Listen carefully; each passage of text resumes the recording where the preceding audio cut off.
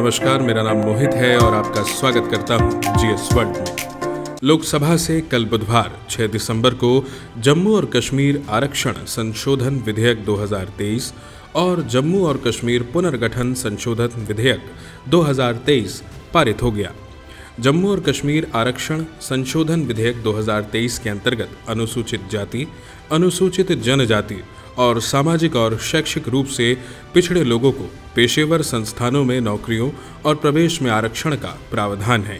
जम्मू कश्मीर पुनर्गठन संशोधन विधेयक 2023 जम्मू कश्मीर पुनर्गठन विधेयक 2019 में संशोधन के बारे में है। इस बिल से जम्मू और कश्मीर विधानसभा में सीटों की कुल संख्या 83 स्पष्ट करने के लिए 1950 के अधिनियम की दूसरी अनुसूची में संशोधन किया जाएगा। प्रस्तावित विधेयक में सीटों की कुल संख्या बढ़ाकर 90 करने का प्रावधान किया गया है। इसमें अनुसूचित जातियों के लिए 7 और अनुसूचित जनजातियों के लिए 9 सीटों का प्रावधान किया गया है।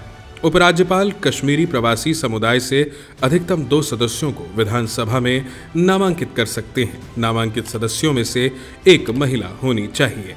प्रवासियों को ऐसे व्यक्तियों के रूप में परिभाषित किया गया है जो 1 नवंबर 1990 के बाद कश्मीरी घाटी या जम्मू और कश्मीर राज्य के किसी अन्य हिस्से से चले गए और राहत आयुक्त के साथ पंजीकृत हैं। आरक्षण बिल में गुज्जरों के साथ पहाड़ियों को अनुसूचित जनजाति जा दर्जा देने का प्रावधान है।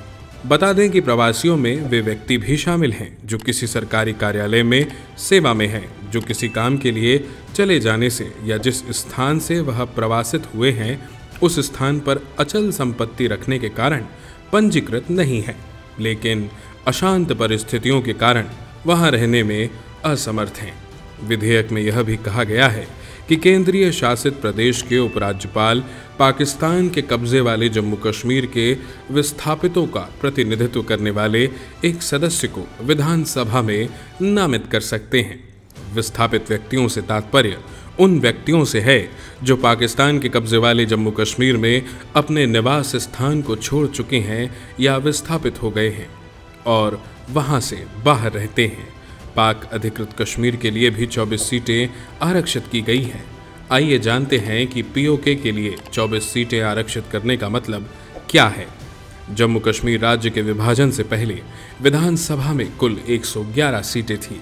इनमें कश्मीर डिवीज़न में 46, जम्मू डिवीज़न में 37, लद्दाख में 4 और बाकी 24 सीटें पाकिस्तान के कब्जे वाले कश्मीर यानी पीओके के लिए आरक्षित थी। 4 अगस्त 2019 को अनुच्छेद 370 को निरस्त कर दिया गया। इससे राज्य को मिला विशेष स्थिति का दर्जा खत्म हो गया। विधानसभा मानचित्र को फिर से तैयार करने के लिए 2020 में केंद्र सरकार ने परिसीमन आयोग का गठन किया। उसने जम्मू क्षेत्र के लिए 6 अतिरिक्त सीटों संशोधित 43 और कश्मीर घाटी के लिए 1 संशोधित 47 की सिफारिश की। इससे विधानसभा सीटों की कुल संख्या हो गई 90। इसमें पीओके में रहने वाले लोगों के लिए आरक्षित 24 सीटें शामिल नहीं हैं। ये सीटें तब तक खाली रहेंगी जब तक कि इस क्षेत्र पर पाकिस्तान का कब्जा खत्म नहीं हो जाता। साथ ही वहां रहने वाले लोग अपने प्रतिनिधियों का चुनाव नहीं कर लेते। यह सरकार की पीओके को पाकिस्तान के कब्जे से खाली कराने की प्रतिबद्धता को भी जाहिर करता है।